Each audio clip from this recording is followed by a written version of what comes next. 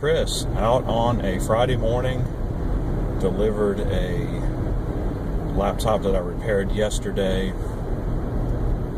Somehow, some way, the owner, somehow, some way, the laptop got broken while the owner wasn't there, and the person and their child who were watching her pets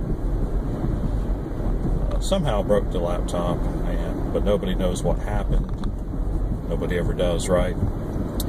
Anyway, the case came apart and the hinge ripped out of the base, and so it was a pretty straightforward repair. It also broke one of the Wi-Fi wires, so she couldn't get on the internet, which was really why she wanted it fixed. All the other stuff hanging out and not attached to the base anymore was of minor importance compared to being able to get on the internet and actually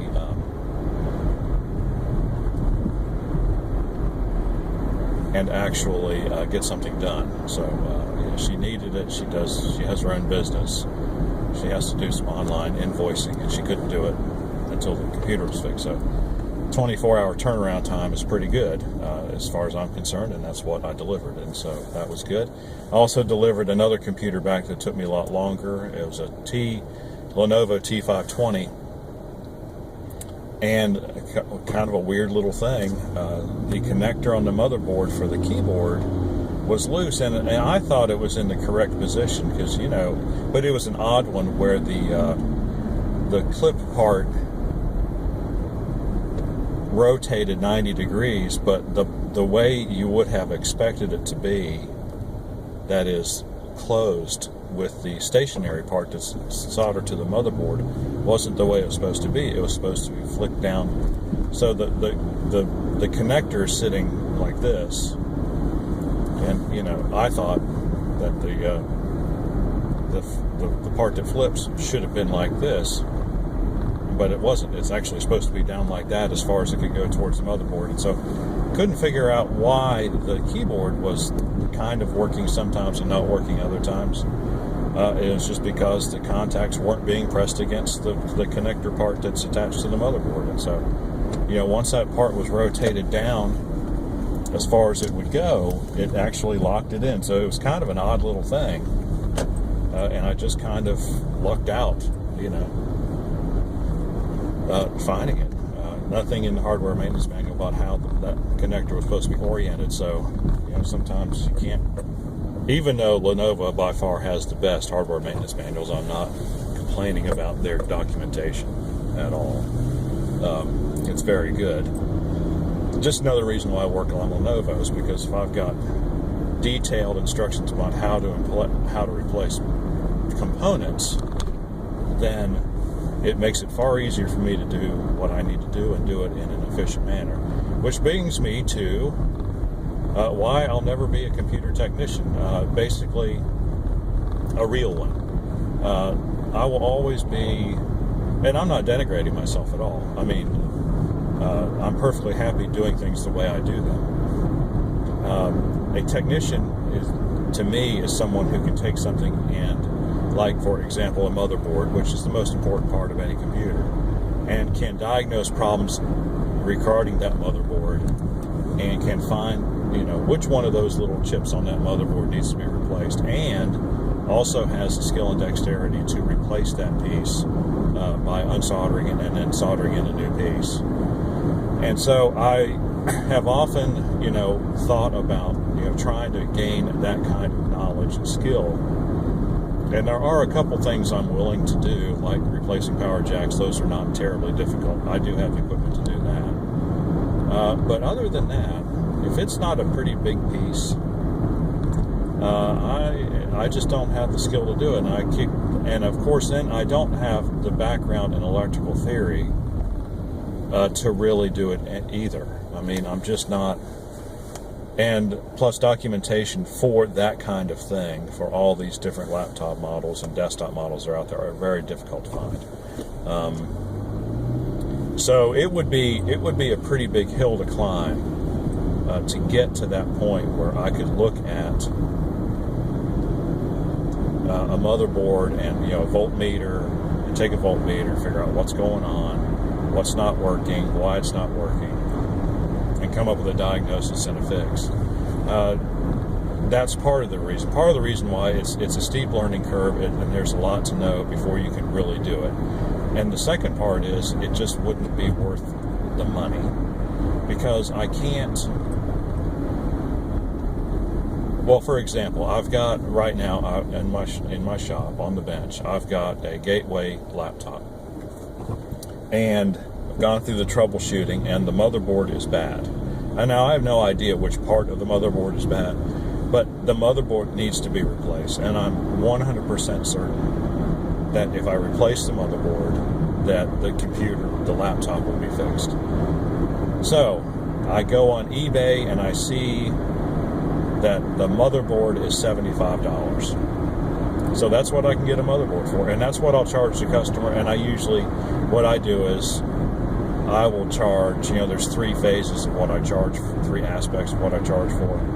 So I'll charge for the actual part of the cost. I'll lump on 20% for the fact that I'm the one who got the correct number off the motherboard, went to eBay or Amazon or wherever I can get a part from, and look up the right part number so we can make sure that when the part comes in, it's the right thing, and all we got to do is replace the part, in this case the motherboard. And I can return the machine to the owner in working condition.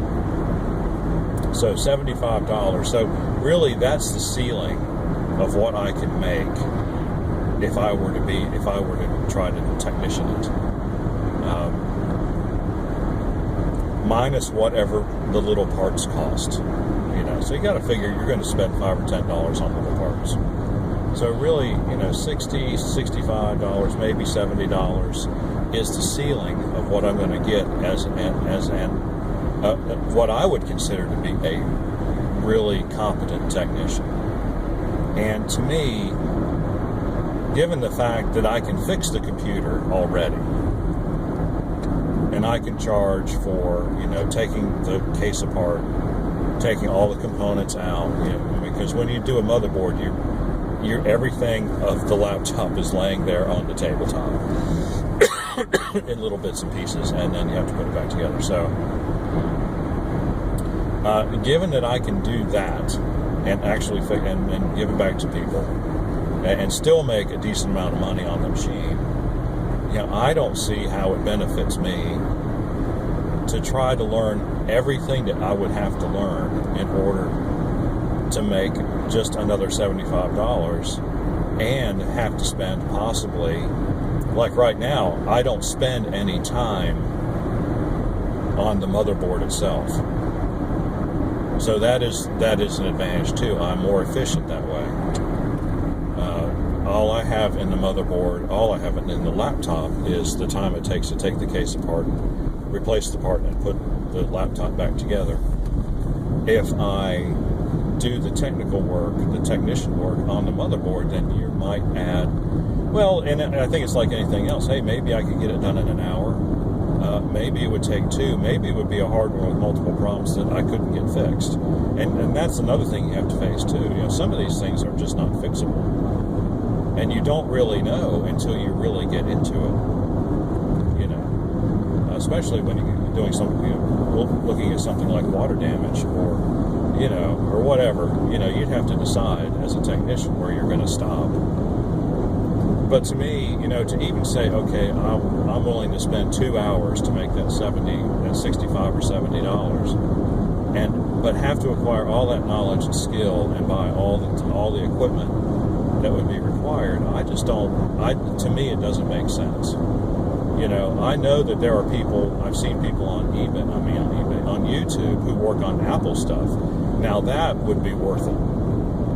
That would absolutely be worth it, because when you're looking at a motherboard for an Apple computer, you're looking at more like a $200 ceiling, and okay, or $250, or it's really more about what does the Apple Store charge for these things, not just what you can get it for on eBay.